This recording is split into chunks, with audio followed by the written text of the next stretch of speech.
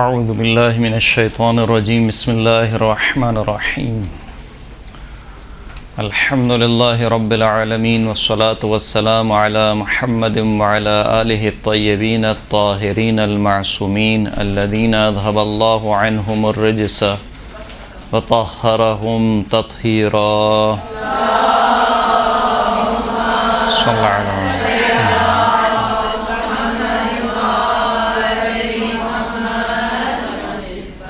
واللعنة الدائمة على أعدائهم أجمعين أما بعد فقد قال الله سبحانه وتعالى في كتابه المجيد بسم الله الرحمن الرحيم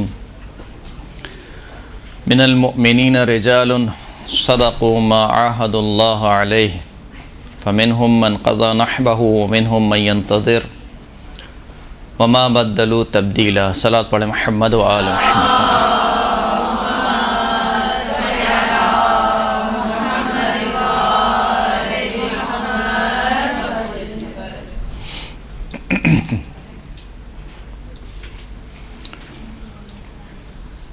سورہ مبارکہ احزاب کی آیت نمبر 23 ارشاد رب العزت ہو رہا ہے کہ من المؤمنین رجال صدقوا ما عاهدوا اللہ علیہ.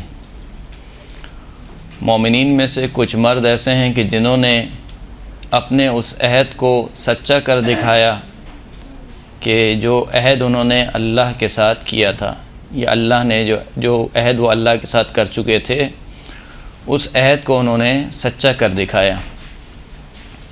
فَمِنْهُمْ مَنْ قَضَى نَحْبَهُ، ان میں سے کچھ تھے جو اپنی عمر پوری کر چکے اور اس دار فانی سے رخصت ہو چکے، اور کچھ ہیں کہ جو منتظر ہیں. وَمَا بَدَّلُوا تَبْدِيلًا، اور انہوں نے کوئی تبدیلی نہیں کی. طول تاریخ میں یقیناً غیر معصومین یعنی معصومین کے علاوہ تاریخ تشیع میں ایسے افراد گزرے ہیں کہ جو اس آیت کے مصداق نظر آتے ہیں کہ انہوں نے اللہ سے کیے ہوئے عہد کو سچا کر دکھایا، اور جو عہد انہوں نے باندھا تھا، جس عہد پر وہ کاربند، جس عہد پر ان سے وعدہ لیا گیا تھا، اس عہد پر وہ آخری دم تک کاربند رہے.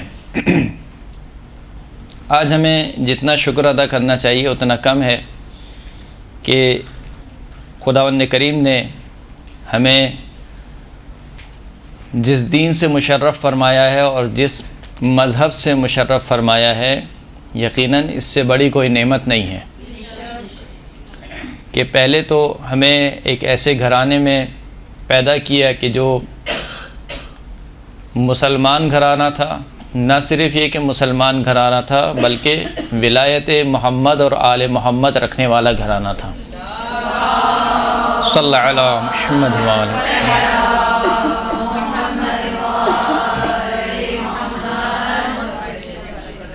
بعض نعمتیں ہوتی ہیں جو انسان کو بہت آسانی سے مل جاتی ہیں، لہٰذا انسان کو اس کی قدر نہیں ہوتی.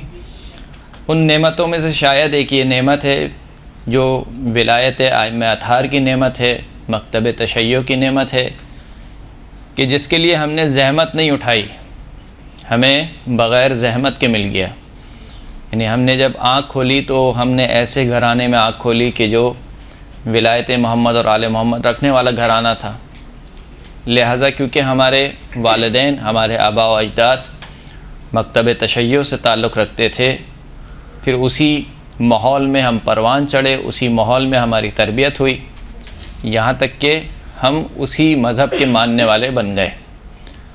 لیکن در واقع اگر کہا جائے کہ مثال کے طور پر تم نے اس مذہب کو اپنانے کے لیے کتنی زحمت برداشت کی ہے، تو ہم نے کوئی زحمت برداشت نہیں کی ہے. یعنی ایسا نہیں ہے کہ ہم خدا نخواستہ پہلے کسی اور مذہب سے تھے، پھر اس کے بعد ہم نے زحمتوں کو برداشت کیا، علم حاصل کیا، جگہ جگہ ٹھوکریں کھائیں، اور پھر اس کے بعد ہمیں پتہ چلا کہ حق جو ہے وہ مکتب تشیع ہے، اور پھر اس کے بعد ہم نے مکتب تشیع کو اپنایا. ہم نے اس مکتب کو اپنانے کے لیے قید و بند کی صعوبتیں برداشت نہیں کی. ہم نے اس مکتب کو اپنانے کے لیے ایسا نہیں ہے کہ آج اب آپ جس کا دل چاہتا ہے حسن نام رکھ دیتے ہیں، جس کا دل چاہتا ہے علی نام رکھ دیتے ہیں۔ ہم اس زمانے میں نہیں تھے کہ جہاں پر فقط ان نام کو رکھنے کی وجہ سے، رکھنے کے جرم میں انسانوں کو قید کر دیا جاتا تھا۔ تو یہ جو مذہب ہم تک پہنچا ہے عزیزان گرامی، یہ مذہب اتنی آسانی سے ہم تک نہیں پہنچ گیا۔ اگر آپ تاریخ کا مطالعہ کریں تھوڑی سی، تو ایک زمانہ آتا ہے، مثال کے طور پر رسول اللہ کی رحلت ہوتی ہے۔ رسول اللہ کی رحلت کے بعد جو واقعات انجام پاتے ہیں وہ آپ کے سامنے ہیں کہ کس طریقے سے جو رسول اللہ کے چاہنے والے تھے، اصحاب تھے، کس طریقے سے وہ ڈائیورٹ ہوئے اور کس طریقے سے پھر ایک خلافت کا نظام چلا، اور وہ 25 سال تک مولا کائنات کی خاموشی، اور پھر اس کے بعد جب مولا کائنات کو ظاہری حکومت بھی ملتی ہے تو کتنے عرصے کے لیے؟ 4 سال کچھ مہینے۔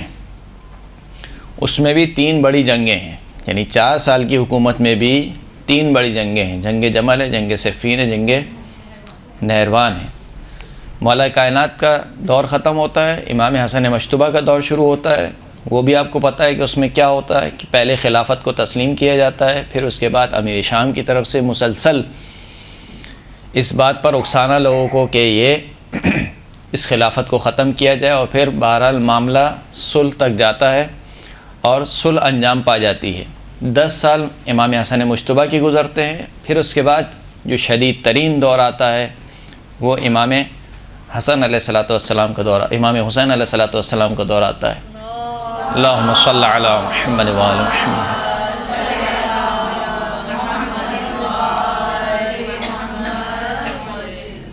اس دور میں جیسے کہ آپ سنتے رہتے ہیں کیا ہوا کہ فوراً سے بیعت کا مطالبہ کیا گیا، بیعت کے مطالبے کے بعد امام حسین نے انکار کیا، یہاں تک کہ کربلا برپا ہوئی۔ یعنی ایک پورا اشوب دور ہے جو چلتا ہوا آ رہا ہے رسول خدا کی رحلت کے بعد سے۔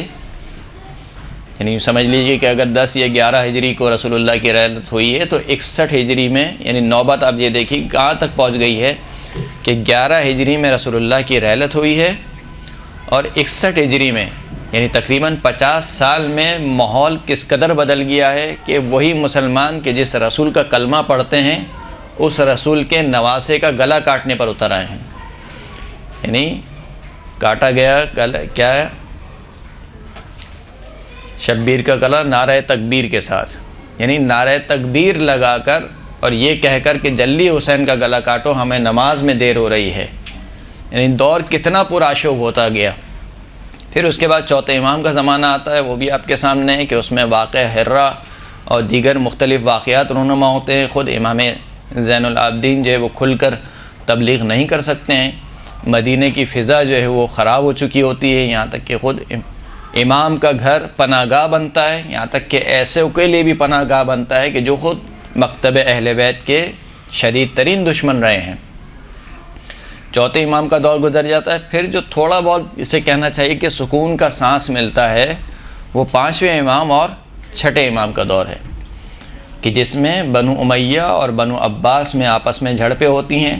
اس دور کو غنیمت شمار کرتے ہیں یہ دونوں امام، 5ویں اور 6ٹھے امام، اور اس دور میں باقاعدہ ایک جسے کہنا چاہیے مکتب تشیع کی ترویج ہوتی ہے، یعنی باقاعدہ اس کو آپ کہتے ہیں کہ مدرسہ کھولنا، باقاعدہ کلاسز ہونا۔ یعنی اب تک جتنے بھی ہو رہا تھا وہ جو خواص تھے، خاص افراد تھے، ان تک دین کو پہنچایا جا رہا تھا، لیکن اب وہ موقع ملتا ہے کہ باقاعدہ 6ٹھے امام کو بالخصوص ایک موقع ملتا ہے کہ امام ایک ایسا مدرسہ کھولیں، ایسا مدرسہ قائم کریں کہ جس میں ایک وقت میں طالب علموں کی تعداد کتنی ہے؟ 4000 طالب علم اس میں علم حاصل کر رہے ہیں۔ تو یہ تھوڑا سا بیچ کا حصہ ملتا ہے۔ پھر اس کے بعد اس تھوڑے سے عرصے گزرنے کے بعد دوبارہ ایک ایسا موقع آ جاتا ہے کہ یعنی تقیہ اس قدر شدید ہو جاتا ہے کہ امام کھل کر وصیت نہیں کر سکتے ہیں کہ میرے بعد کون امام ہے، یعنی خود 6ٹھے امام کھل کر وصیت نہیں کر سکتے ہیں کہ میرے بعد کون امام ہے۔ 4-5 نام دیتے ہیں کہ میرے بعد یہ امام ہوں گے، اس لیے کہ جو منصور دیوان کی ہے وہ کہتا ہے کہ دیکھو کس نے وصیت کی ہے اس کو پاؤ اور اس کا گلا کاٹ دو۔ کہنے والا کہتا ہے کہ یہ نہیں ہو سکتا کیونکہ ان ناموں میں ایک نام خود آپ کا بھی موجود ہے، ایک نام خود منصور دیوان کی کا، ایک جو ہے وہ امام کی والدہ کا نام، اس طریقے سے اس کے اندر 4-5 نام۔ تو یہاں سے پھر تقیہ کا دوبارہ دور شروع ہو جاتا ہے، اور پھر وہی 7ویں امام کا دور، پھر وہ تقیہ کا دور شروع ہوتا ہے، پھر امام کو قید و بند کی صعوبتیں، اور پھر یہ جو دور شروع ہوتا ہے ختم نہیں ہوتا ہے، یعنی 11ویں امام تک یہی دور چل رہا ہے، حتیٰ کہ 11ویں امام یہاں بلکہ جو ہے وہ 10ویں امام کے جن کو 20 سال تک سامرہ میں رکھا جاتا ہے، اور کہہ سکتے ہیں کہ خلیفہ نے اپنے پاس رکھا اور ایک گھر میں رکھا، لیکن در حقیقت وہ گھر نہیں تھا بلکہ قید خانہ تھا۔ خلیفہ تحت نظر رکھنا چاہتا تھا امام کو، ہفتے میں 2 دن امام کی پیشی ہوتی تھی خلیفہ کے دربار میں، اور اس قدر سخت تقیہ کا دور تھا کہ امام اپنے چاہنے والوں کو کہتے تھے کہ دیکھو آج جب میں نکلوں گا تو خبردار تم میں سے کوئی میری طرف اشارہ بھی نہ کرے، نہ مجھے سلام کرے، کیونکہ مجھے تمہاری جان کا خطرہ ہے۔ یہاں تک کہ ایک چاہنے والا کہتا ہے کہ مجھے کچھ پیسوں کی ضرورت تھی اور میں اسی راستے میں اپنی جھولی پھیلا کر بیٹھ گیا، میں نے نہ امام کو سلام کیا نہ امام کی طرف اشارہ کیا، لیکن امام نے میرے پاس سے گزرتے ہوئے اتنے ہی رقم میری جھولی میں ڈال دی جتنی مجھے ضرورت تھی۔ صلی اللہ علیہ محمد وآل محمد۔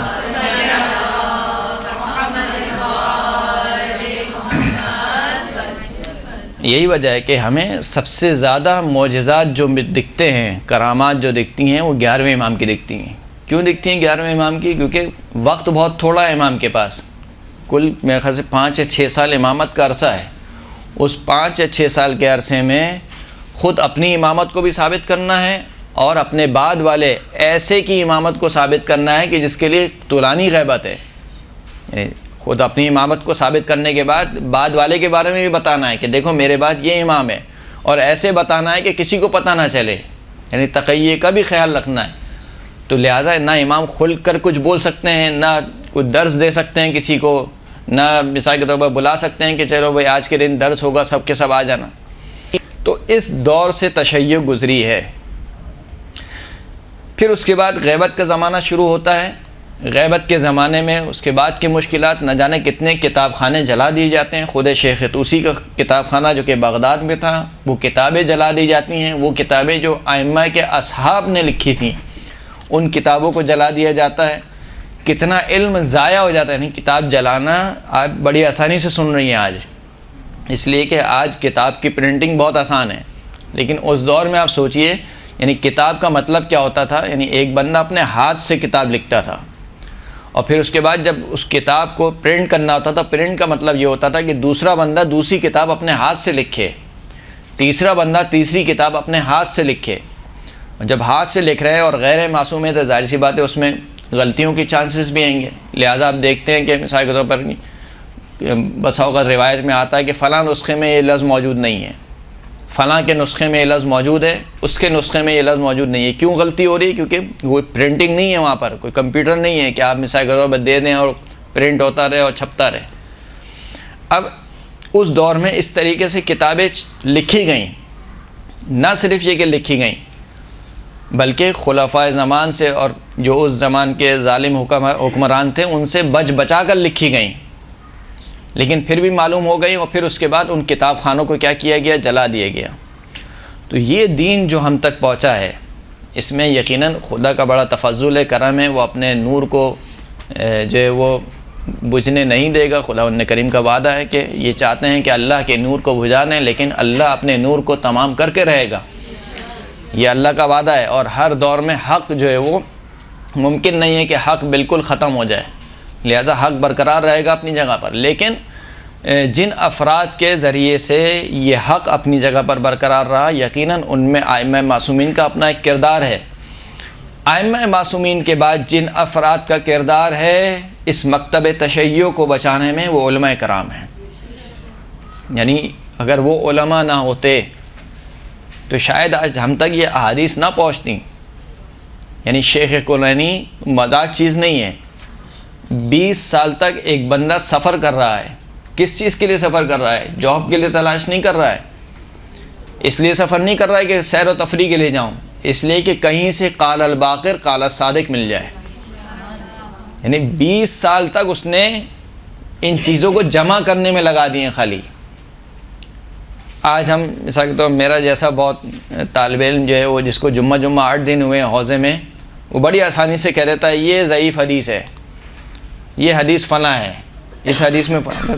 آپ دیکھیے کہ کن زحمتوں کے ساتھ جمع کی گئی ہیں یہ حدیثیں، اور کس ماحول میں جمع کی گئی ہیں حدیثیں۔ آپ بڑے آسانی سے آج آپ کہہ رہے ہیں کہ حدیث پر انگلی رکھ کے کہہ رہے ہیں کہ یہ حدیث ضعیف ہے، اس کا متن صحیح نہیں ہے، فلاں نہیں ہے، اور مثال کے طور پر ان محدثین کو طعن اور تشنیع کا نشانہ بنا رہے ہیں کہ اس نے فلاں نے کیوں نقل کر دی، فلاں نے کیوں نقل کر دی۔ آپ ذرا اس دور میں جائیے اور اس دور میں جا کر اپنے آپ کو تصور کیجئے کہ میں اگر اس دور میں ہوتا تو کیا ہوتا کہ 20 سال تک ایک بندہ سفر کر رہا ہے صرف احادیث کو جمع کرنے میں، احادیث کو جمع کیا گیا۔ اسی طریقے سے بہار الانوار جو کہ انسائکلوپیڈیا ہے مثال کے طور پر احادیث کا، آج بڑی آسانی سے ہم کہہ دیتے ہیں کہ علامہ مجلسی نے ساری ضعیف احادیث جمع کی ہیں، حالانکہ ایسا نہیں ہے، لیکن بڑی آسانی سے آج ایک طالب علم کہہ دیتا ہے کہ ضعیف احادیث جمع کی ہیں۔ یہ احادیث، خود احادیث کی جمع آوری ایک کام تھا۔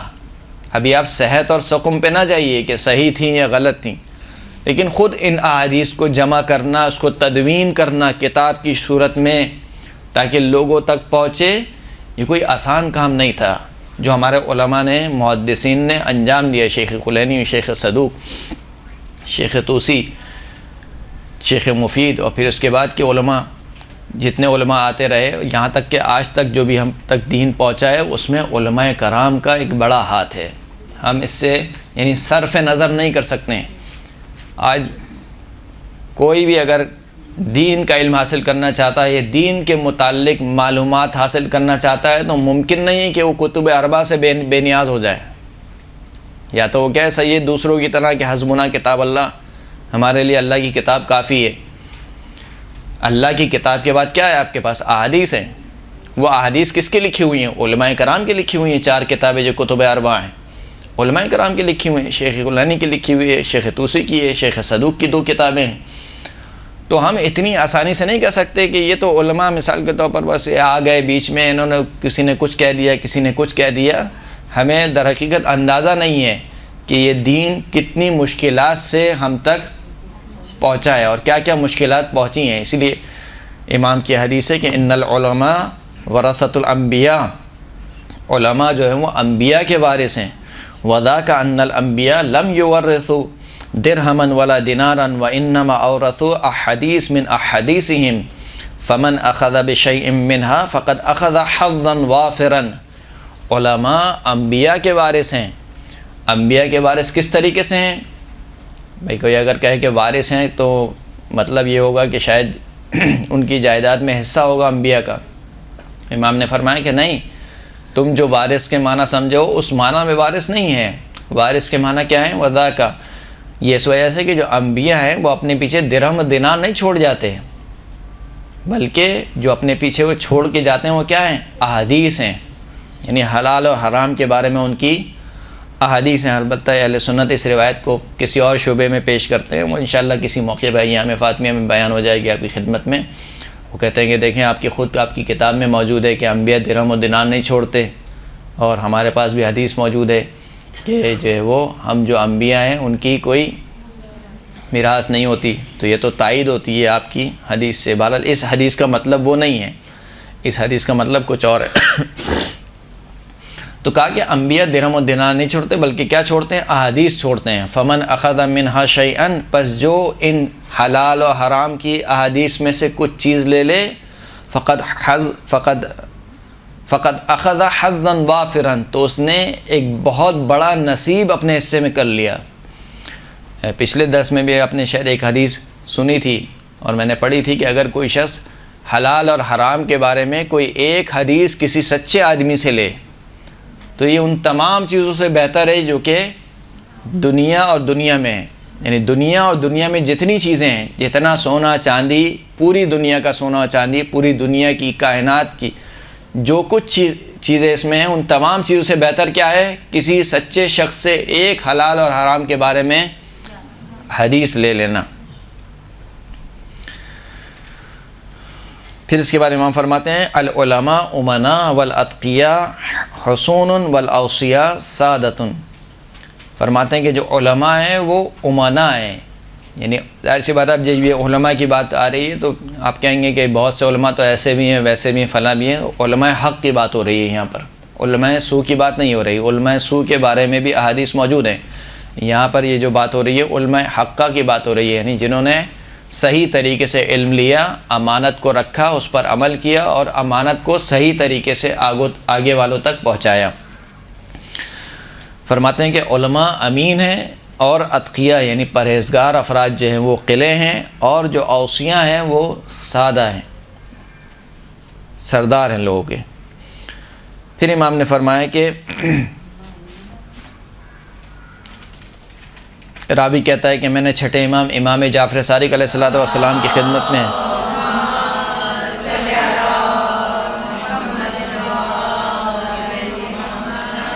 امام کی خدمت میں عرض کی کہ رجل راویۃ لحدیثکم یبث ذلک فی الناس ویشددہ فی قلوبہم وقلوب شیعتکم ولعل عابدا من شیعتکم لیست لہ ہذہ الروایہ ایہما افضل. کہا کہ ایک شخص ہے جو آپ کی حدیث سنتا ہے، آپ کی حدیث سیکھتا ہے اور اس کو لوگوں تک پہنچاتا ہے تاکہ اس حدیث کے ذریعے سے لوگوں کے دل محکم ہو سکیں، یعنی ان کا ایمان، ان کا دین محکم ہو سکے. اور دوسری جانب ایک آپ کا چاہنے والا یعنی آپ کا شیعہ ہے، لیکن وہ عابد ہے، عبادت گزار ہے، وہ اس طریقے سے نہیں کرتا، آپ کی حدیث نہیں لیتا، آپ کی حدیث دوسروں تک نہیں پہنچاتا. تو ان دونوں میں سے کون افضل ہے؟ وہ حدیث روایت نقل کرنے والا یا یہ عبادت گزار؟ امام نے فرمایا کہ الراویۃ لحدیثنا یشد بہ قلوب شیعتنا افضل من الف عابد. ہماری حدیث کو روایت کرنے والا کہ جس کے ذریعے سے ہمارے شیعوں کے دل مستحکم اور محکم ہوں، ایسا شخص 1000 عبادت گزار بندوں سے بہتر ہے. یعنی 1000 عبادت گزار اور عابد افراد سے بہتر ہے. تو یہ جو افراد تھے، جو علماء تھے، خود عصر ائمہ سے، یعنی ایسا نہیں ہے بس اوقات لوگ یہ سمجھتے ہیں کہ یہ جو اجتہاد ہے اور مثال کے طور پر فقاہت کا پورا نظام ہے یہ غیبت کے زمانے سے شروع ہوا ہے. خود ائمہ کے دور میں فقیہ پائے جاتے تھے. فقیہ کا مطلب کیا ہے؟ پچھلے درس میں عرض کیا تھا ہم نے، یعنی دین میں سمجھ بوجھ رکھنے والا، جس کو دین سمجھ آتا ہو، جو سادہ لو نہ ہو بلکہ احادیث کو سمجھتا ہو، احادیث کے معنی کو سمجھتا ہو، احادیث کے موضوع اور حکم کو جانتا ہو. ایسے شخص کو فقیہ کہا جاتا ہے. اور خود ائمہ کے دور میں بھی فقہا پائے جاتے تھے، یعنی خود شیعوں میں سے فقہا پائے جاتے تھے. یہاں تک کہ خود آپ سنتے رہتے ہیں حبیب ابن مظاہر کے بارے میں، امام حسین نے کیا کہہ کر بلایا؟ رجل فقیہ کہہ کر بلایا. درست ہے. اب آپ کہیں کہ میں یہ فقیہ اس معنی میں نہیں ہے، مثلا اجتہاد کے معنی میں نہیں ہے. درست ہے اس معنی میں نہیں ہے، لیکن بالآخر فقاہت ایک موضوع خود حضور ائمہ اطہار میں موجود تھا. فقاہت کا مطلب یہ نہیں تھا کہ مثال کے طور پر آج کی طرح کا استنباط نہیں، مگر یہ کہ بالکل ایسا بھی نہیں تھا کہ آپ کہیں کہ بالکل ہی نہیں تھا. کلیات موجود تھے. ائمہ اطہار کے جو اصحاب تھے ان کلیات سے نتیجہ اخذ کرتے تھے. اسی کا نام اجتہاد ہے. یعنی ایک کلی بات کہی گئی، اس کلی بات سے نتائج کو اخذ کیا گیا، استنباط کیا گیا. اسی استنباط کو کیا کہتے ہیں؟ اجتہاد کہتے ہیں.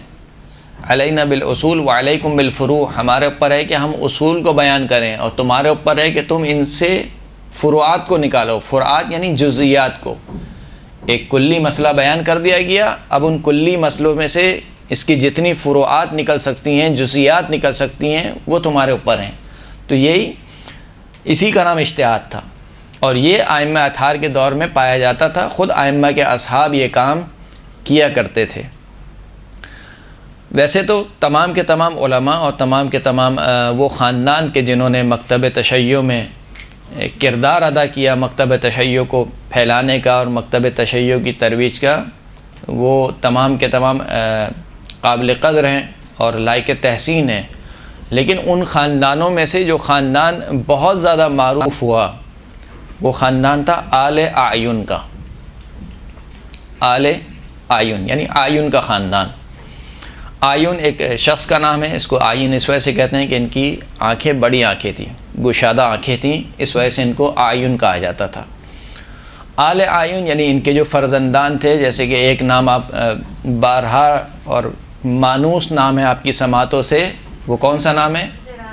زرارہ، زرارۃ ابن آیون، یعنی آیون کا بیٹا جس کا نام کیا ہے؟ زرارہ ہے۔ تو آل یہ ایک نام ہے جو آپ کے، کیونکہ بہت زیادہ پڑھا جاتا ہے اور بہت زیادہ لیا جاتا ہے، لہٰذا ہمارے سماعتوں سے وہ نام مانوس بھی ہے اور ہم اسی بارے میں سنتے ہیں، لیکن ایسا نہیں کہ فقط زرارہ تھے، ان کے 4 بھائی یعنی 3 بھائی اور زرارہ کے علاوہ، جیسے بکیر ابن آیون اور عبد الرحمن ابن آیون، اور اللہ بھلا کرے چوتھے جو تھے کون تھے؟ حمران ابن آیون، حمران ابن آیون، زرارت ابن آیون، بکیر ابن آیون، عبد الرحمن ابن آیون، یہ معروف ہیں، یہ معروف ہیں۔ اس کے علاوہ قعنب اور مالک اور ملیک یہ بھی آیون کے فرزند ہیں۔ 6 بیٹے تھے اور ایک بیٹی کہ جس کا نام تھا اسود۔ 6 بیٹے اور ایک بیٹی، 6 بیٹوں میں سے 3 بہت معروف ہیں کیونکہ ان کی روایت بہت زیادہ پائی جاتی ہیں، انہوں نے ائمہ اطہار سے بہت زیادہ روایت کی ہیں، ائمہ اطہار نے ان کے لیے بہت زیادہ ستائش کے جملے کہے ہیں، لہٰذا وہ معروف ہے۔ اور ان تینوں میں سے بھی جو سب سے زیادہ معروف ہے وہ کون ہے؟ زرارت ابن آیون ہے۔ آیون جو ہیں وہ در حقیقت ایک جو آیون کے جو والد تھے ان کا نام تھا سنبس یا سنسن، یہ در حقیقت مسیحی راہب تھے اور روم میں رہا کرتے تھے۔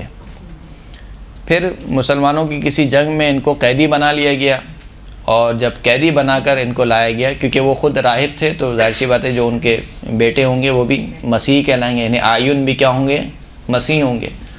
تو مسیحی آیون جب جوان تھے تو ان کو گرفتار کر لیا گیا کسی جنگ میں، اور ان کو گرفتار کر کے حلب کے مقام پر لایا گیا۔ حلب کے مقام پر جب وہ پہنچے تو ایک شخص تھا کوفے کا، قبیلہ شیبان سے، قبیلہ شیبان سے ایک شخص تھا، اس نے حلب سے ان کو خریدا، آیون کو خریدا، اور وہ خرید کر ان کو کوفہ میں لے آیا، کیونکہ وہ قبیلہ شیبان سے تعلق رکھتا تھا، اور یہ قبیلہ شیبان میں پھر یہ بڑے بڑے مثال کے طور پر انہوں نے اسلام کو قبول کیا، حافظ قرآن بنے، اور ادیب تھے، یعنی شاعر تھے بہت اچھے، اور زہد اور متقی اور پرہیزگار تھے۔ پھر اس کے بعد ان کے جو وہ شخص تھا اس نے کہا تھا کہ میں تمہیں ملحق کرنا چاہتا ہوں اپنے قبیلے کے ساتھ، یعنی تم بھی آج سے شیبانی کہلاؤ گے۔ تو انہوں نے کہا کہ مجھے جو ہے وہ منظور نہیں ہے، یعنی میں آپ کے قبیلے سے ملحق نہیں ہونا چاہتا ہوں، لیکن اس کے باوجود بھی ان کی بعد میں کے آنے والے زمانے میں جو ان کے بچوں کی شہرت ہوئی وہ شیبانی سے ہوئی، یعنی زرارت ابن آیون شیبانی مثال کے طور پر، بکیر ابن آیون شیبانی اس طریقے سے، یا حمران ابن آیون شیبانی، حالانکہ ان کا قبیلہ شیبان سے ان کا تعلق نہیں تھا، لیکن کیونکہ آیون کو خریدنے والا جو شخص تھا وہ قبیلہ شیبان سے تعلق رکھتا تھا، تو ان کو لایا گیا۔ اچھا، پھر اس کے بعد انہوں نے اسلام قبول کیا۔ اب جب اسلام قبول کیا تو آیا یہ اہل سنت سے تھے یا شیعہ سے تھے، بہرحال ایک تاریخ مبہم ہے اس بارے میں، کہا یہ جاتا ہے کہ یہ اہل سنت سے تھے، یعنی جب اسلام کو قبول کیا تو وہی اہل سنت والا اسلام قبول کیا۔ اس کے مقابل میں ایک رائے یہ بھی ہے کہ نہیں، ان کی ملاقات ہوئی مولا کائنات سے، اللہم صلی علی محمد و آل محمد،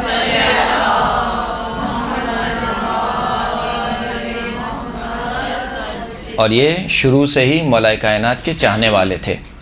بہرحال پھر اس کے بعد ان کے یہاں اولاد ہوئی۔ اب پہلا شیعہ کون ہوا، یعنی اگر فرض کر لیتے ہیں کہ یہ والی بات صحیح نہیں ہے مولا کائنات والی، اور وہ سنی تھے، تو پھر سوال یہ ہوگا کہ ان کے خاندان میں پہلا شیعہ کون ہوا؟ تو کہتے ہیں کہ ان کے خاندان میں جو پہلا شیعہ تھا وہ ان کی بیٹی تھی اسود، اسود جو کہ ابو خالد کابلی، جو کہ چوتھے امام زین العابدین علیہ الصلوۃ والسلام، اللہم صلی علی محمد و آل محمد،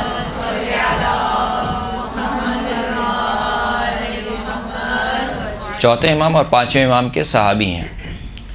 انہوں نے ان پر جو ہے وہ تشیع کو پیش کیا، ان کے سامنے تشیع کو رکھا تو انہوں نے شیعہ مذہب کو قبول کیا۔ ایک روایت یہ کہتی ہے کہ نہیں، ان کے جو خاندان کا پہلا شیعہ تھا وہ عبد الملک تھا۔ عبد الملک صالح بن میثم کے توسط سے شیعہ ہوا۔ صالح بن میثم کون ہے؟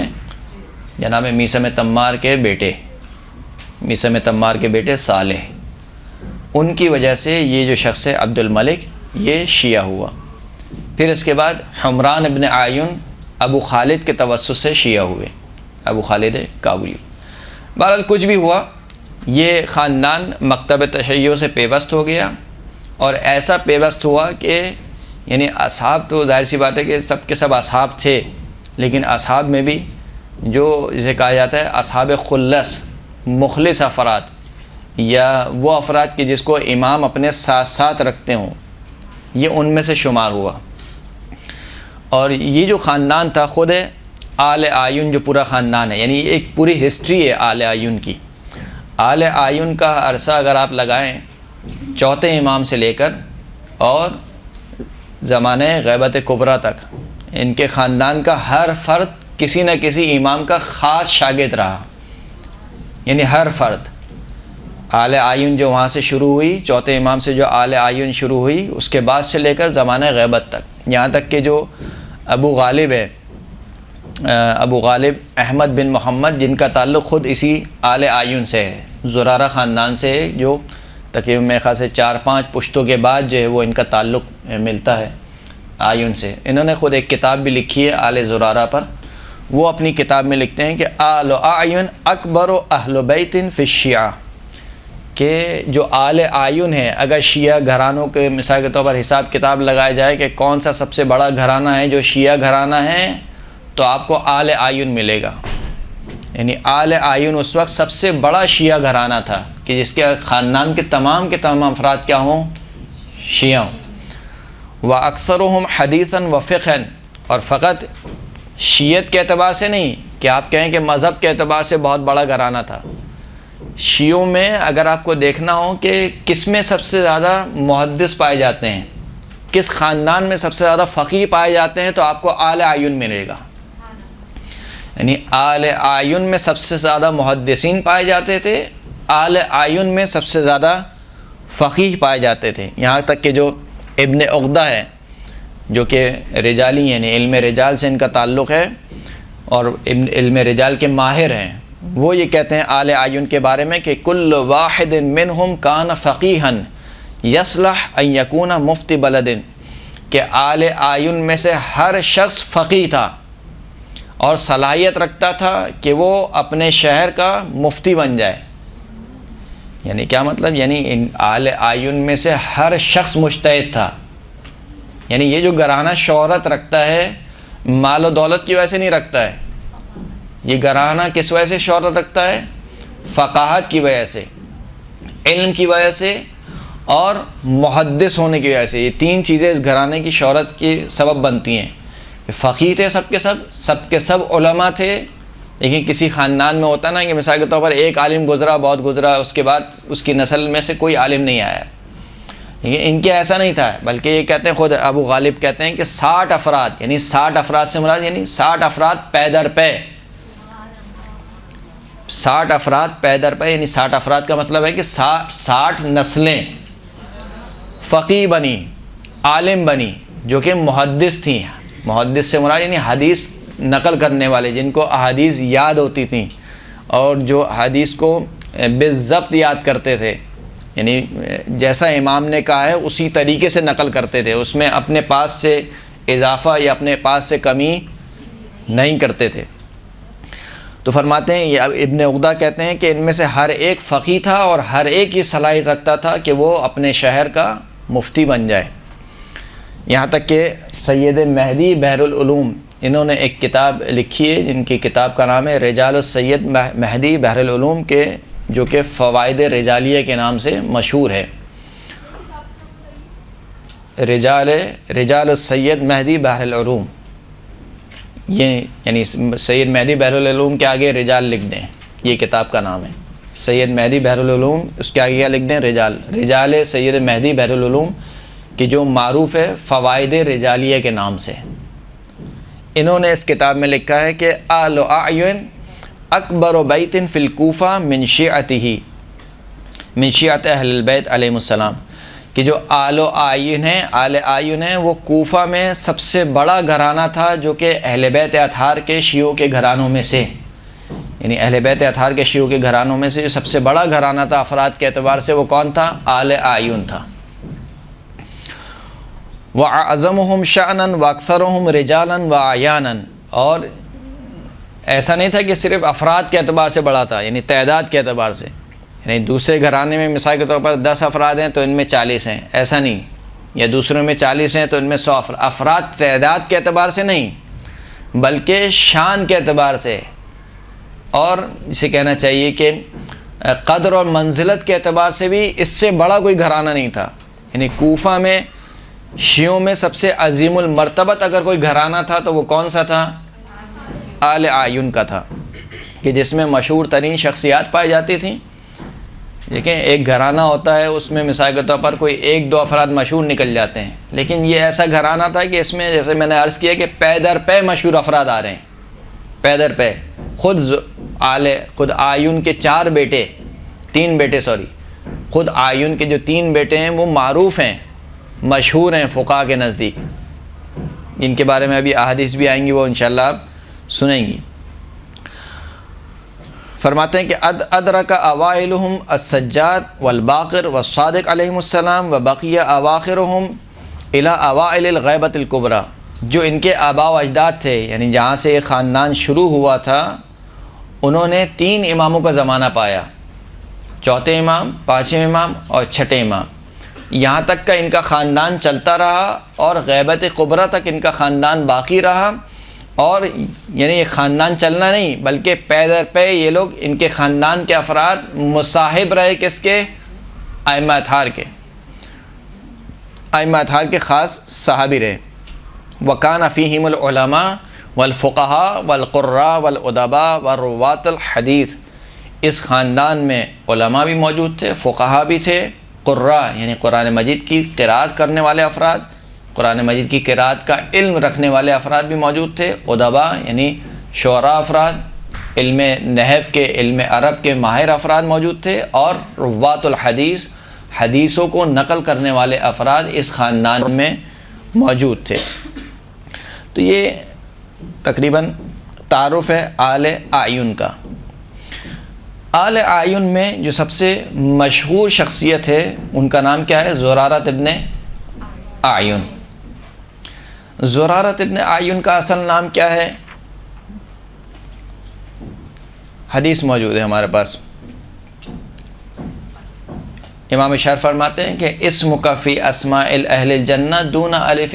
ایک روز زرارہ سے امام نے فرمایا کہ میں نے جو تمہارا نام جنت کے ناموں میں دیکھا ہے، ان ناموں میں تمہارا نام بغیر الف کے ہے، جبکہ زرارہ میں کیا آ رہا ہے؟ الف آ رہا ہے۔ تو زرارہ نے کہا کہ اجل جعلت فداک فاسمی عبد ربہ، یقیناً ایسا ہی ہے، میرا اصل نام عبد ربہ ہے۔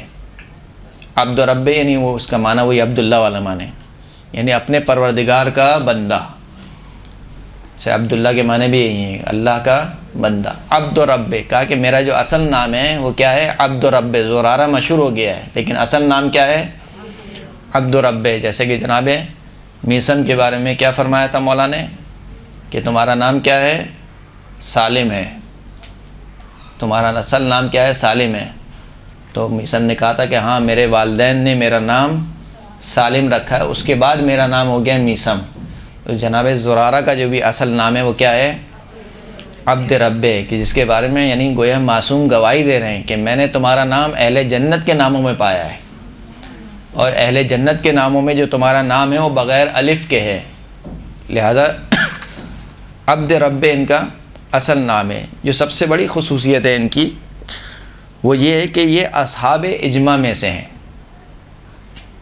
اصحاب اجماع کون ہیں؟ علم رجال میں ایک اصطلاح مشہور ہے اصحاب اجماع کی، جن میں بالخصوص جب رجال کشی ہیں، جو ہمارے ایک بہت بڑے عالم گزرے ہیں جنہوں نے علم رجال میں کتاب لکھی ہے، کہ جس کتاب کو پھر بعد میں جناب شیخ طوسی نے مرتب کیا ہے، اور رجال میں قدیمی ترین کتاب ہمارے پاس یہی ہے، یعنی اس کے بعد اب اس سے آگے اور کوئی کتاب جو لکھی ہوئی ہو وہ موجود نہیں ہے ہمارے پاس۔ آج بھی جو فقہ ہیں اور مجتہدین کرام ہیں وہ اسی کتاب سے پڑھتے ہیں اور اسی کتاب سے استنباط کرتے ہیں. رجال کشی، رجال کشی میں جو ہمارے عالم کشی، انہوں نے جو 3 امام ہیں ہمارے، امام محمد باقر علیہ السلام، اللہم صلی علی محمد و آل محمد،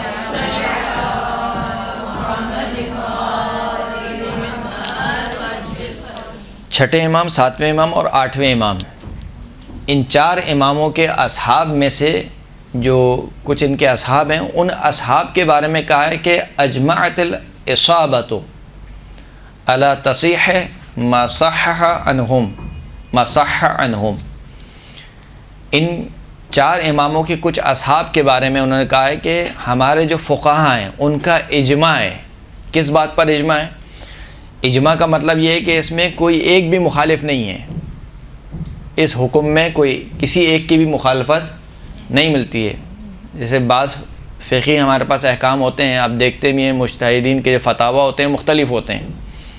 کسی مسئلے میں آیت اللہ سستانی کا فتویٰ کچھ اور ہوتا ہے، کسی میں مثال کے طور پر کسی اور مجتہد کا کوئی اور فتویٰ ہوتا ہے. لیکن انہی فتاوی کے درمیان کچھ فتاوی ایسے بھی ہوتے ہیں جو ہر مجتہد کا وہی فتویٰ ہے، یعنی کوئی اس میں اختلاف نہیں ہے. ایسے فتوے کو کہا جاتا ہے اجماعی، یعنی اس میں اجماع ہے. اجماع یعنی اتفاق ہے، کوئی ایک بھی مخالف نہیں ہے. تو کہتے ہیں کہ یہ کچھ اصحاب کے نام ہیں کہ جو تقریباً 18 افراد ہیں.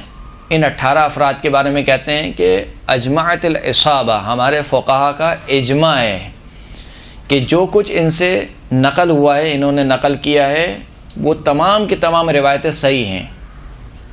صحیح ہے. اب اس جملے کا خود مطلب کیا ہے اس کو خیر رہنے دیجیے، یہ ہماری کلاس سے تعلق بھی نہیں رکھتا ہے اور یہ بہت تھوڑی سی اوپر کی بات ہو جائے گی کہ خود اس جملے کے بارے میں تقریباً 3 احتمالات دیے گئے ہیں. لیکن بہرحال جو اس جملے سے جو مطلب سمجھ میں آتا ہے وہ یہ کہ یہ جو 18 افراد ہیں یہ ہائی لیول کے راوی تھے. یعنی ایک وہ راوی ہوتا ہے کہ جو ثقہ ہے، قابل اعتماد ہے. ایک وہ ہوتا ہے کہ جو مثال کے طور پر ثقہ سے تھوڑا سا آگے ہے، جسے کہنا چاہیے مثال کے طور پر جناب کمیل کے بارے میں کیا کہتے ہیں کہ صاحب السر. صاحب السر یعنی یہ وہ صحابی ہے جس سے امام اپنا راز بیان کیا کرتے تھے. جیسے خود جناب میسن کے بارے میں کیا ہے، صاحب السر، یعنی وہ راوی تھے جس سے امام اپنا راز بیان کرتے تھے. تو یہ ظاہر سی بات ہے اس کا لیول کچھ اور ہے. یعنی ایک راوی جو فقط ثقہ کا مطلب کیا ہے کہ یہ جھوٹ نہیں بولتا ہے، قابل اعتماد ہے، دین کے معاملے میں جس طریقے سے روایت لی ہے اسی طریقے سے نقل کر دیتا ہے، نہ جھوٹ باندھتا ہے نہ کم و بیشی کرتا ہے. اس کو کہتے ہیں مثال کے طور پر ثقہ. لیکن ایک مرتبہ راوی اس حد تک پہنچ جائے کہ امام اس کو اپنے راز بیان کرنے لگیں تو اس کا لیول کیا ہوتا ہے، تھوڑا سا اوپر ہو جاتا ہے. تو یہ جو 18 افراد ہیں جو اصحاب اجماع میں سے ہیں، یہ عام راویوں کی طرح نہیں ہیں. جو حد اقل اس جملے سے سمجھ میں آتا ہے ہمیں کہ یہ ان کا جو لیول ہے وہ ہائی لیول کے یہ راوی ہیں. یہ جب کوئی بات نقل کر رہے ہیں تو اس کا مطلب ہے کہ اس کا جو وزن ہے وہ کافی بڑھ جاتا ہے. وہ 18 افراد کون ہیں؟ 5ویں امام کے اصحاب میں سے میں جلدی جلدی نام پڑھ دیتا ہوں. 6 افراد ہیں جو کہ 5ویں امام کے اصحاب میں سے ہیں، جن میں جو سر فہرست ہیں وہ زرارۃ ابن اعین ہیں. اصحاب اجماع میں سے جو سر فہرست ہیں وہ کون ہیں؟ زرارہ. یعنی یہ جو 3 کیٹیگری بنائی ہیں، 5 امام سے 6 اصحاب 5 امام کے، اور 6 اصحاب چھٹے امام کے، اور 6 اصحاب 7ویں اور 8ویں امام کے. ان 6 میں بھی اگر آپ کہیں کہ ان 6 میں کون سا سب سے زیادہ مثال کے طور پر اس کی ویلیو زیادہ ہے تو وہ پہلے والے 6 ہیں. یعنی 5ویں امام کے جو 6 صحابی ہیں وہ ان 18 میں بھی ہائی لیول کے. اور ان 6 میں بھی جو سب سے ہائی لیول کے پہلا نام آتا ہے وہ کس کا آتا ہے؟ زرارۃ ابن اعین. یعنی ان 18 میں سے بھی جو سب سے افضل ہے وہ کون ہے؟ زرارۃ ابن اعین. زرارۃ ابن اعین پہلا، معروف ابن خربوز، برید ابن معاویہ، ابو بصیر اسدی یا ابو بصیر مرادی آپ بہت سنتے ہیں اس نام کو. فضیل بن یسار کا نام بھی آپ بہت سنتے ہیں. محمد ابن مسلم تو بہت ہی سنا ہوا ہے آپ نے نام. صحیح. یہ 6 5ویں امام کے اصحاب میں سے۔ چھٹے امام کے اصحاب میں سے جو بہت مشہور ہے، بھی آپ نے کہیں نہ کہیں سنے ہوں گے، جمیل ابن دراج، عبداللہ ابن مسکان، عبداللہ ابن بکیر، حماد بن عثمان، حماد بن عیسیٰ جوہنی، آبان بن عثمان، یہ 6 افراد چھٹے امام کے۔ اور پھر اس کے بعد 7ویں اور 8ویں امام کے 6 افراد، 6 صحابی، یونس ابن عبد الرحمن، یہ بھی نام بہت مشہور ہے، صفوان بن یحییٰ نام مشہور ہے، ابن ابی عمیر، یہ بھی بہت نام مشہور ہے، اب سنتی رہتی ہوں گی، عبداللہ ابن مغیرہ، احمد ابن نصر بزنتی اور حسن ابن محبوب، یہ 18 نام آئیں گے جن کو اصحاب کیا کہا جاتا ہے؟ اصحاب اجماع۔ ان اصحاب اجماع میں بھی جو علماء کرام کہتے ہیں زرارہ کے بارے میں، فرماتے ہیں کہ افقہ الاولین 6، اولین میں جو سب سے زیادہ فقیہ افراد ہیں، یعنی جسے ہمارے آج کے اصطلاح میں عالم کہنا چاہیے، تقلید کس کی ہوتی ہے؟ عالم کی ہوتی ہے، یعنی فقہاء میں سے بھی جو سب سے زیادہ علم رکھتا ہو، تو کہتے ہیں کہ افقہ الاولین، یعنی اولین میں سے جو سب سے زیادہ فقہ جانتے تھے وہ 6 افراد تھے جو نام گزر گئے، یعنی 5ویں امام کے 6 صحابی۔ وَأَفْقَهُ السِّتَّةِ زرارہ، اور ان 6 میں سے بھی جو سب سے زیادہ فقیہ تھا وہ کون تھے؟ زرارہ، یعنی افقہ الاولین 6، پہلے میں سے جو سب سے زیادہ فقیہ تھے وہ 6 افراد تھے، ان 6 میں بھی جو سب سے زیادہ فقہ جاننے والے تھے وہ کون تھے؟ زرارۃ ابن اعین۔ زرارۃ ابن اعین کے بارے میں چھٹے امام امام جعفر صادق علیہ الصلوۃ والسلام فرماتے ہیں،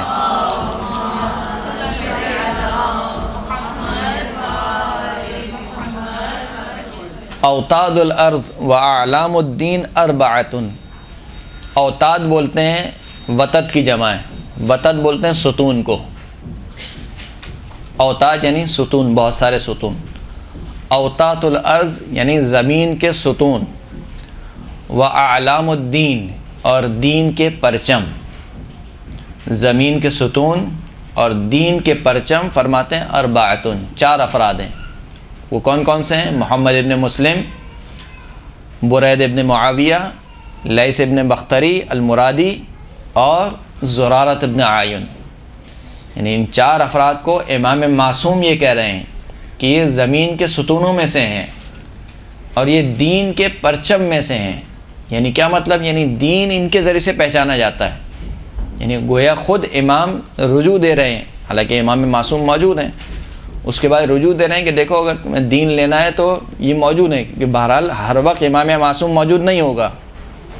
آپ چاہتے ہیں کہ اپنے مثال کے طور پر ہر فقہ کے بارے میں ہر مسئلے کو کسی امام معصوم سے لیں تو یہ خود ائمہ اطہار کے دور میں بھی ممکن نہیں تھا۔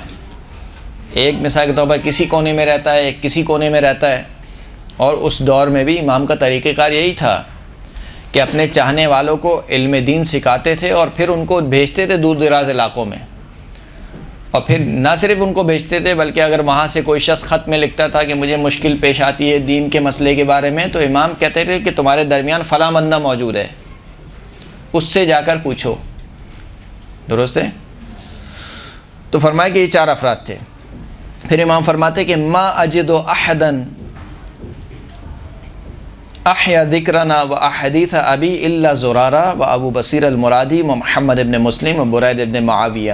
فرماتے ہیں کہ میں نے کسی ایک کو نہیں پایا کہ جس نے ہمارے ذکر کو زندہ رکھا ہو، یعنی یہ بہت بڑا اسے کہنا چاہیے ریوارڈ ہے، یعنی اگر آج دیکھا جائے امام کسی کے بارے میں کہیں کہ فلاں شخص نے ہمارے ذکر کو زندہ رکھا ہے، وہاں فرماتے ہیں کہ میں نے کسی کو نہیں پایا کہ جس نے ہمارے ذکر کو زندہ رکھا ہو، اور کس چیز کو زندہ رکھا ہو؟ وہ احادیث ابی، اور میرے بابا کی احادیث کو، یعنی 5ویں امام کی احادیث کو اگر کسی نے زندہ رکھا ہے، یعنی یہ احادیث اگر ہم تک پہنچی ہیں تو کس کے وسیلے تک پہنچی ہیں؟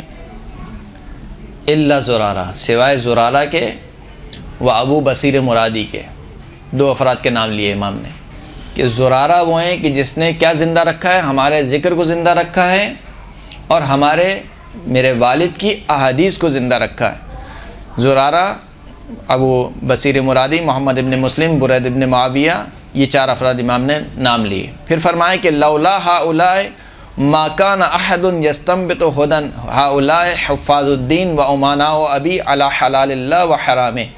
اگر یہ 4 افراد نہ ہوتے، زرارۃ ابن اعین، ابو بصیر مرادی، محمد ابن مسلم اور برید ابن معاویہ، اگر یہ 4 افراد نہ ہوتے تو کوئی شخص بھی ہدایت حاصل نہیں کر پاتا. نہیں، کتنا بڑا جملہ ہے یہ جملہ اس بات پر دلالت کر رہا ہے کہ ہم علماء کی خدمات کو نظر انداز نہیں کر سکتے ہیں. مکتب تشیع کے پہنچانے میں علماء نے جو کردار ادا کیا ہے، ہم اس کردار کو صرف نظر کرتے ہوئے گزر نہیں سکتے ہیں کہ ہم کہیں گے یہ علماء تھے، کیا تھے، مثال کے طور پر غیر معصوم تھے اور یہ تھے، فنا تھے. درست ہے غیر معصوم تھے، لیکن نظام بہرحال غیر معصوم کے طریقے سے ہی چلنا تھا. خداوند کریم یہ تو کر نہیں سکتا تھا کہ جتنے انسان موجود ہیں اتنے معصوم بھیج دے، ہر انسان کے پاس ایک معصوم کھڑا ہو اس کے بغل میں. اس طریقے سے تو کیا ہوتا ہے، حرج آ جاتا ہے، یعنی دنیا کا نظام دھرم برم ہو جاتا ہے، یعنی جتنے انسان معصوم اتنے ہی غیر معصوم. یہ تو نہیں ہو سکتا تھا. اور بہرحال جو دین خداوند کریم نے ہم تک دیا ہے، اس دین کا جو امتحان ہے وہ امتحان بھی اسی طریقے سے ہے کہ ایک عام انسانی طریقے سے دین کو پہنچانا ہے، نہ ایک معجزاتی طریقے سے. ورنہ اگر معجزاتی طریقے سے دین کو پہنچانا ہوتا تو کیا کربلا واقع ہوتی؟ یعنی امام معجزہ نہیں دکھا سکتے تھے. امام معجزہ دکھا سکتے تھے، سب کے سب یزیدی مر جاتے ہیں مثال کے طور پر، ان پر جن آ جاتے ہیں، ان پر آفت نازل ہو جاتی.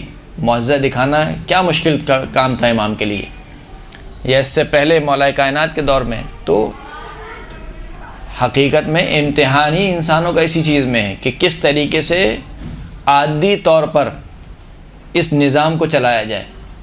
اور وہ نظام اسی طریقے سے چلا ہے کہ علماء نے شاگردوں کو تیار کیا ہے، وہ شاگرد دور دور تک گئے ہیں، انہوں نے پھر دین کو پہنچایا ہے. تو فرمایا کہ اگر یہ 4 افراد نہ ہوتے تو ہدایت ملنا مشکل تھی، نہیں ہدایت پا سکتے تھے. ہؤلاء حفاظ الدین، یہ جو 4 افراد ہیں یہ دین کی حفاظت کرنے والے ہیں.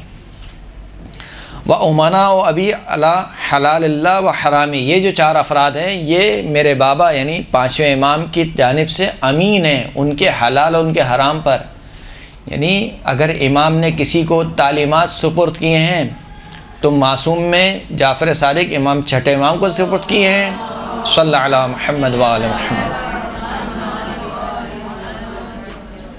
چھٹے امام کو سپرد کیے ہیں. اور اگر غیر معصوم میں دیکھا جائے تو یہ 4 افراد ہیں، ان کو امام نے سپرد کیے ہیں حلال اللہ اور حرام اللہ کو، اور یہ امنا ہے.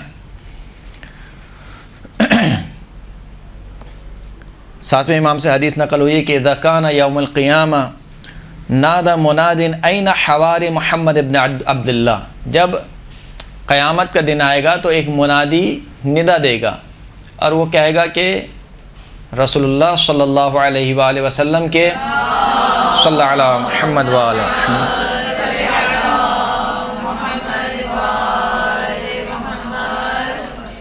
ان کے حواری کہاں ہیں، یعنی ان کے خاص اصحاب کہاں ہیں؟ تو فرمایا کہ 3 افراد کھڑے ہوں گے، فیقوم سلمان والمقداد و ابو ذر. 3 افراد کھڑے ہوں گے، یعنی اتنے سارے اصحاب میں سے 3 افراد کھڑے ہوں گے جو کہا جائے گا کہ حواری ہیں رسول اللہ کے. پھر اس کے بعد امام فرماتے ہیں کہ پھر دوبارہ وہ منادی ندا دے گا اور کہے گا کہ 5ویں امام اور چھٹے امام کے خاص اصحاب کہاں ہیں؟ تو پھر کھڑے ہوں گے کون؟ فیقوم عبداللہ ابن شریک، زرارۃ ابن اعین، برید ابن معاویہ، محمد ابن مسلم، ابو بصیر، عبداللہ ابن ابی یعفور، و عامر ابن عبداللہ، و حجر ابن زائدہ، و حمران ابن اعین. یہ افراد کھڑے ہوں گے کہ یہ خاص افراد ہیں کس کے؟ 5ویں اور چھٹے امام کے، کہ جس میں اعین کے 2 بیٹے شامل ہیں، ایک زرارۃ ابن اعین اور ایک حمران ابن اعین، جو خاص اصحاب میں شامل ہیں. یونس ابن عمار کہتا ہے کہ میں نے ایک روایت زرارہ سے نقل کی، کس کی خدمت میں؟ چھٹے امام کی خدمت میں. ارث کے باب میں، میراث کے باب میں کوئی روایت تھی جو میں نے زرارہ سے نقل کی. اب دیکھیے ایک غیر معصوم سے روایت نقل ہو رہی ہے، کس کی خدمت میں؟ معصوم کی خدمت میں. امام کیا فرماتے ہیں کہ ما رواہ زرارہ عن ابی جعفر علیہ السلام لا یجوز لنا ردہ، جو کچھ زرارہ نے نقل کیا ہے پانچویں امام سے ہمارے لیے جائز نہیں ہے کہ ہم اس کو رد کر دیں۔ یعنی امام معصوم یہ کہہ رہے ہیں کہ جو زرارہ نقل کر رہے ہیں کس سے؟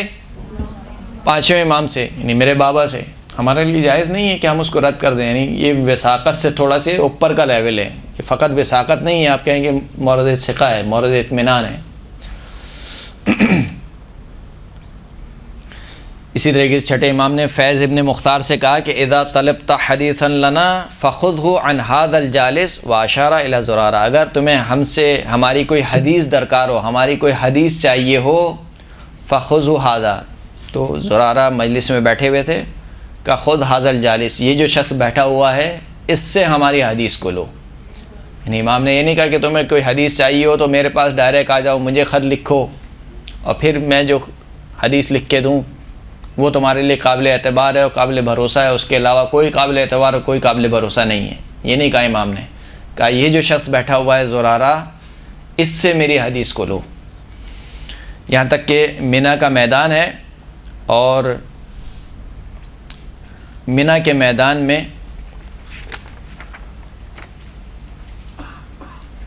نہیں، یہ ایک دوسری روایت ہے، ابن ابی عمیر سے روایت ہے۔ ابن ابی عمیر کہتے ہیں کہ میں نے جمیل ابن دراج سے کہا، جمیل ابن دراج اور ابن عمیر جیسے کہ آپ ابھی سن چکے ہیں کہ دونوں نام اصحاب اجماع میں سے ہیں، خود ابن ابی عمیر بھی اور جمیل ابن دراج بھی۔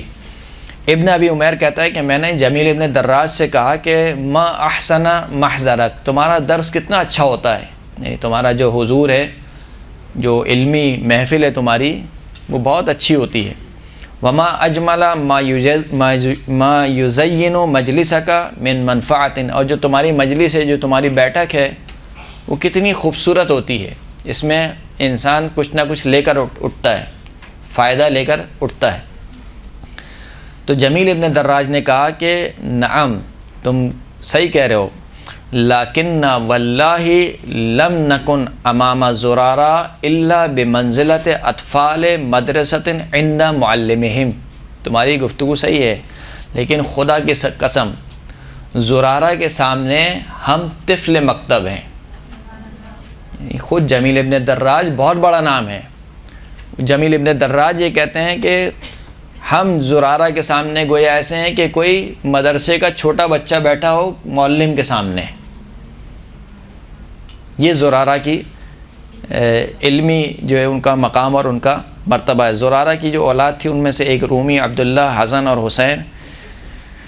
رومی اور عبداللہ جو ہے وہ ثقات راویوں میں سے تھے، جن کے بارے میں خود ہمارے جو علماء ہیں انہوں نے لکھا ہے کہ یہ ثقات راوی ہیں، یعنی محدثین میں سے تھے، ائمہ اطہار کی احادیث نقل کرتے تھے۔ اور حسن اور حسین بھی ثقات راوی میں سے تھے۔ خود حسن اور حسین کے بارے میں چھٹے امام نے فرمایا کہ احاطہم اللہ وکلاہما ورعاہما وحفظہما بصلاح ابیہما کما حفظ الغلامین، کہ خداوند کریم ان دونوں بچوں کا یعنی حسن اور حسین کا احاطہ کرے، ان کی رعایت کرے، ان کو اپنی پناہ میں رکھے، ان کو حفظ کرے ان کے باپ کی وجہ سے۔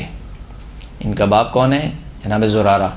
جناب زرارہ کے صلح کی وجہ سے ان دونوں کو حفظ کرے، ان کو اپنی حفظ و امان میں رکھے، جیسے کہ انہوں نے یعنی زرارہ نے اپنے دونوں بیٹوں کو حفاظت کی اور ان کو اس دین سے متصل کیا۔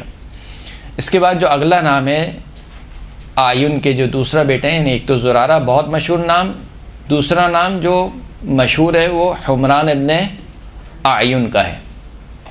یہ بھی مرد فقیہ ہیں، عالم ہیں، زاہد ہیں، محدث ہیں، نقل کرنے والے ہیں، اور ان کی جو خاص ایک خصوصیت یہ بیان کی جاتی ہے وہ یہ کہ جب یہ کسی محفل میں بیٹھتے تھے تو کوشش کرتے تھے کہ وہاں پر فقط قال الصادق اور قال الباقر ہو، یعنی اس کے علاوہ کچھ نہ ہو۔ اور کہتے ہیں کہ جب یہ بیٹھتے تھے اور لوگ دوسری گفتگو میں مشغول ہو جاتے تھے تو یہ ان کو پلٹاتے تھے، یعنی کسی نہ کسی طریقے سے بات کو لے کر آتے تھے کہاں پر؟ قال الصادق اور قال الباقر میں۔ اور یہ کام 3 مرتبہ کرتے تھے، یعنی مثلا لوگوں کی فطرت ہوتی ہے، باتیں کرتے ہیں، باتیں کرتے کرتے کہیں اور نکل گئے تو یہ دوبارہ پلٹا کر لے کر آتے تھے، پھر جب وہ کہیں اور نکل جاتے تھے پھر دوبارہ پلٹا کر لے کر آتے تھے، 3 مرتبہ یہ کام کرتے تھے۔ چوتھی مرتبہ جب وہ دوبارہ کسی اور کی باتوں میں مشغول ہو جاتے تھے تو یہ ان کی مجلس سے اٹھ جاتے تھے. یعنی یہ خاص خصوصیت ہے کہ اس مجلس میں نہیں بیٹھتے تھے کہ جس مجلس میں قال الباقر اور قال الصادق نہ ہو. صلی اللہ علیہ محمد و علی محمد.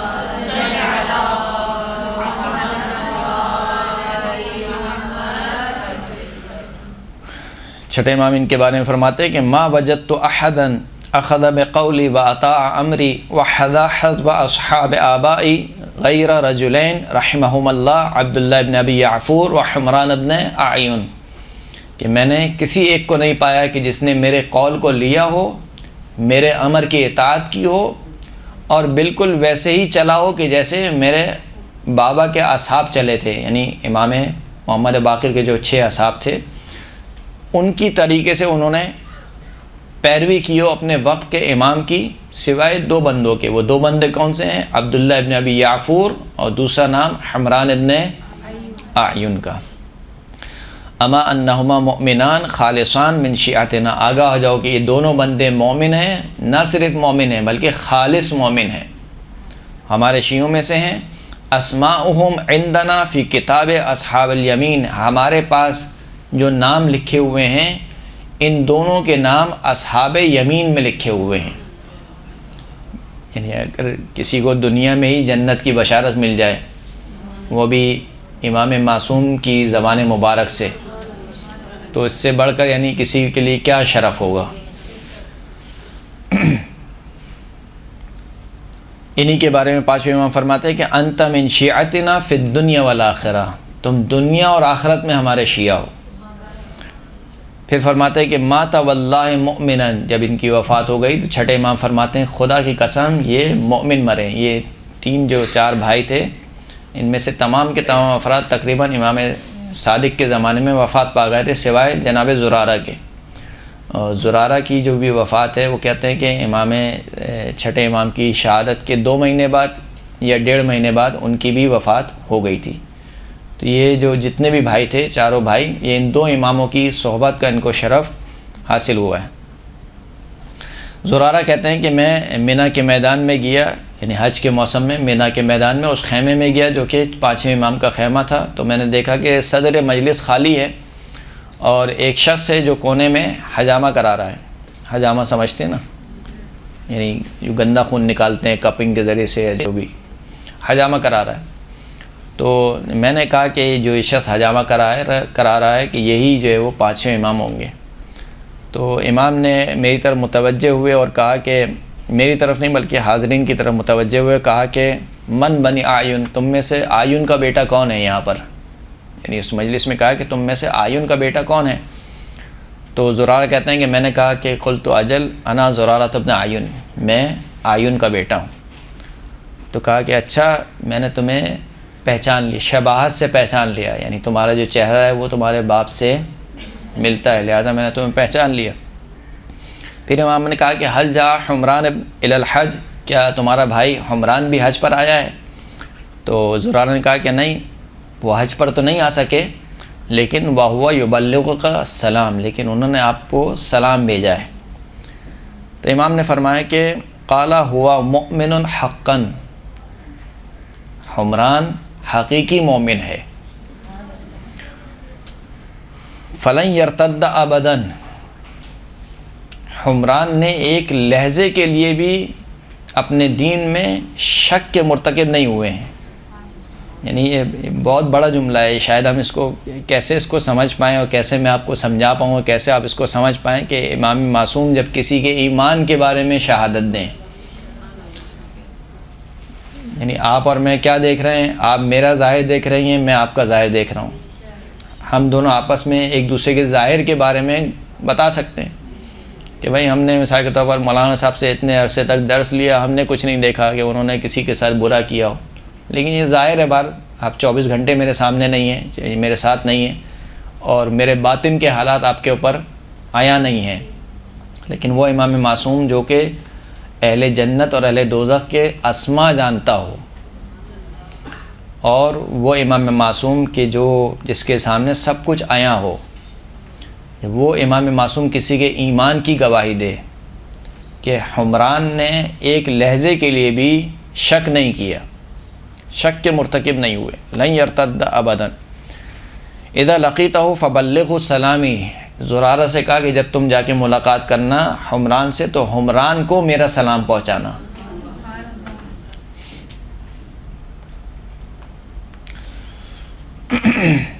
اسی طریقے سے چھٹے امام نے جو ایک اور بھائی ہیں ان کے بکیر ابن آیون، بکیر ابن آیون سے پوچھا کہ حمران کے بارے میں بتاؤ، اس کے کیا حالات ہیں. تو کہا کہ بکیر جو ہے وہ اس سال حج پر نہیں آ سکیں، مع شدت شوقی لرؤیتکم، ساتھ اس کی کہ وہ ان کو بہت زیادہ اشتیاق تھا کہ وہ آپ کی زیارت کریں. یعنی حج پر کس لیے آ رہے ہیں؟ امام کی زیارت کریں. بہت شوق تھا اس لیے کہ وہ آپ کی زیارت کریں، لیکن وہ حج پر نہیں آ سکیں. لکنہ یبلغکم سلامہ، لیکن انہوں نے اپنا سلام آپ تک پہنچایا ہے. تو امام نے فرمایا کہ علیک و علیہ السلام، تم پر اور تمہارے بھائی حمران پر میرا سلام ہو. الا ان حمران مؤمن من اہل الجنہ، آگاہ ہو جاؤ کہ حمران مؤمن ہے اور اہل جنت میں سے ہے. لن یرتاب ابدا، جس نے لہجے برابر بھی شک کا مرتکب نہیں ہوا. لا واللہ لا واللہ، یعنی امام نے تکرار کیا اس قسم کو کہ خدا کی قسم حمران نے جو ہے وہ اپنے دین میں، اپنے عقائد میں ایک لہجے کے برابر بھی شک نہیں کیا. چھٹے امام کی خدمت میں مناظرہ ہو رہا تھا، امام کے اصحاب سب گفتگو کر رہے تھے، حمران جو ہے وہ ساکت بیٹھے ہوئے تھے، خاموش بیٹھے ہوئے تھے. تو امام متوجہ ہوئے اور کہا کہ لماذا انت ساکت لا تتکلم، تم کیوں خاموش بیٹھے ہو؟ حمران سے کہا کہ تم خاموش بیٹھے ہو، تم کچھ بولتے نہیں ہو، یعنی علمی گفتگو ہو رہی ہے اور تم کچھ بولتے نہیں ہو. تو حمران نے کہا کہ لقد اقسمت اللہ اتکلم فی مجلس انت فی، میں نے قسم اٹھا رکھی ہے کہ اس مجلس میں ہرگز گفتگو نہیں کروں گا جس میں آپ موجود ہوں. قال قد اذنت لک بالکلام فتکلم، امام نے کہا کہ میں نے تجھے اجازت دی کلام کی. پس جب امام سے اجازت ملی تو پھر حمران نے گفتگو کرنا شروع کی.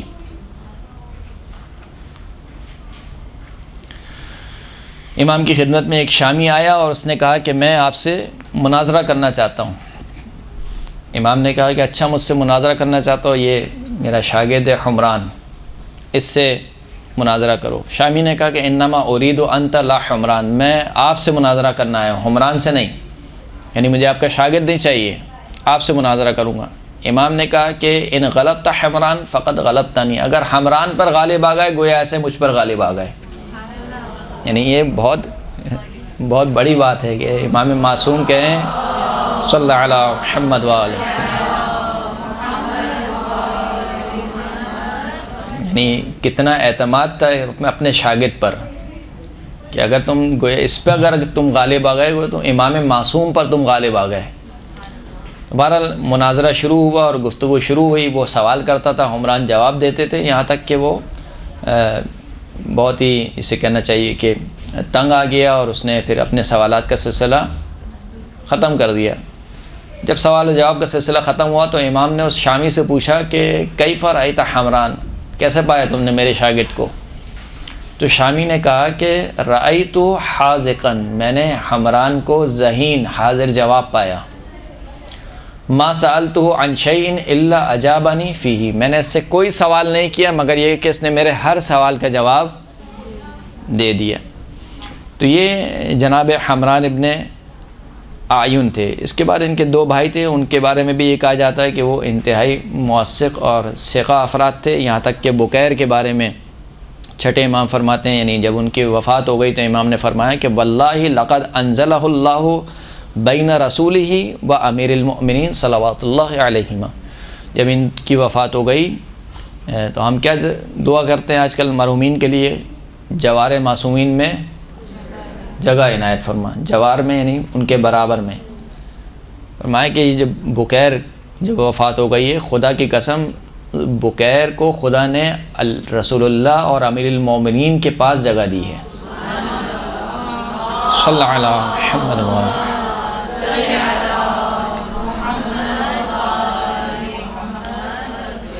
تو یہ بکیر ابن آیون اور اسی طریقے سے آل آیون یعنی آیون کا پورا خاندان ان کی خدمات ہیں تشیع کے حوالے سے. کس اعتبار سے کہ یہ محدث تھے، متکلم تھے، اور انہوں نے اس امانت کو جو امام سے لیا تھا اس امانت کو اسی طریقے سے آگے تک بڑھایا، یہاں تک کہ ان کی پوری نسل شیعہ رہی. یعنی ایسا نہیں ہوا کہ مثال کے طور پر چھٹے امام 7ویں امام کے دور میں شیعہ ہوئے اور پھر 11ویں امام کے دور میں مثال کے طور پر چینج ہو گئے. ایسے ہوا ہے، بہت سے اصحاب ایسے بھی تھے، بالخصوص چھٹے امام کے دور میں. جب چھٹے امام کی شہادت واقع ہوئی ہے اس کے بعد پھر پورا اسماعیلی ایک فرقہ بنا، اور یہاں تک کہ پھر واقفیہ فرقہ بنا. 7ویں امام کی جو ہے وہ امامت کو قبول نہیں کیا، یعنی خود جو چھٹے امام کے صحابی تھے اس کے باوجود 7ویں امام کی امامت کو قبول نہیں کیا انہوں نے. ایسے افراد موجود تھے، لیکن یہ پورا خاندان وہ تھا جو شروع سے لے کر اور آخر تک جو امام کے ساتھ متصل ہوا تو پھر متصل رہا، اور اتنے شدید طریقے سے متصل رہا کہ خود بھی ائمہ اطہار کے علوم کو حاصل کیا اور اس علم کو دوسروں تک پہنچایا. تو یہ ایک بہت بڑی خدمات ہے آل آیون کی، آیون کے خاندان کی. اسی طریقے سے ائمہ اطہار کے دیگر اصحاب بھی. وآخر الدعوانا ان الحمد للہ رب العالمین.